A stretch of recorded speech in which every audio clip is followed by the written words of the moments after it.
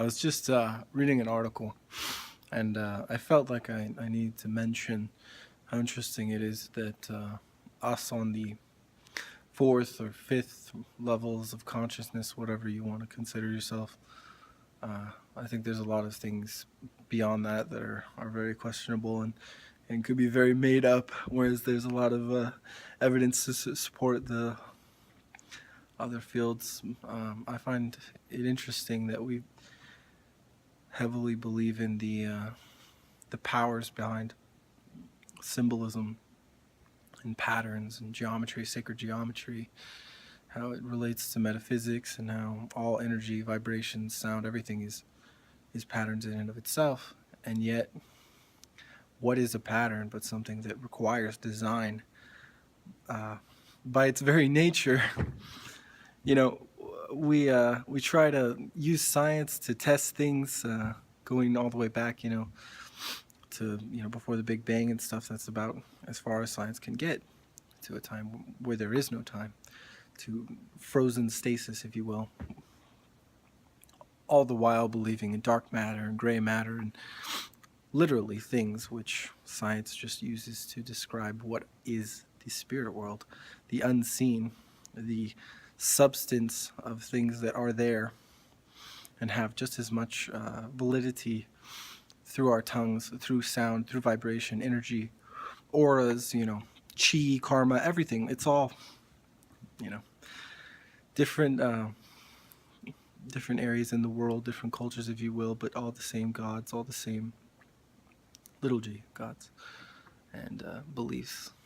But anyway, I thought it was interesting. I felt like mentioning that if you consider yourself to be a person who is awakened to all these things that I mentioned, you know what I'm talking about, the origins of such, and truly the power over the mind and the spirit realm now, and how they relate, then you don't believe in a creator.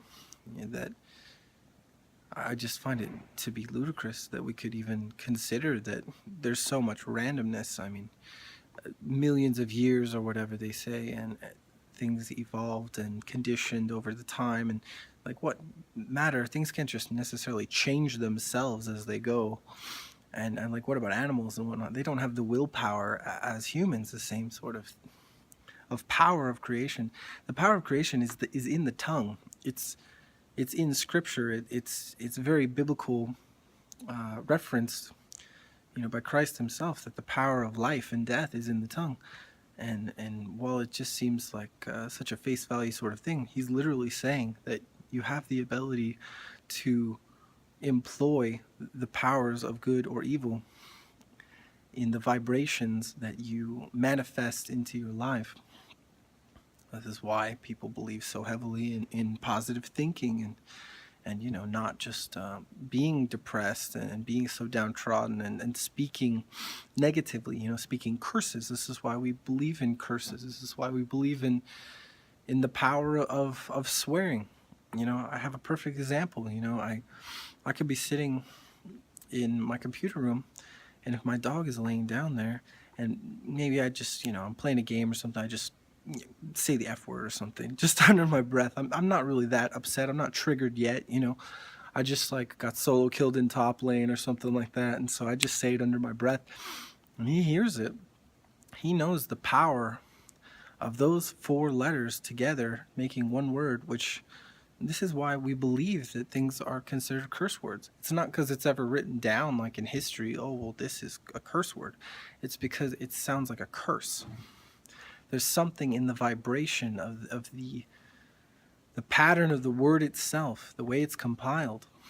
This is why anything matters at all. Any sort of vernacular or literature or speech. I mean, this is why people speak in tongues, and why you can have a tongue of evil and a tongue of goodness and life, and which employs the Lord and healing. There's something to consider, that sacred geometry, sacred patterns, which make up everything in our world, they have to have a design. I mean, they do obviously have a design, and you would do well to think on that.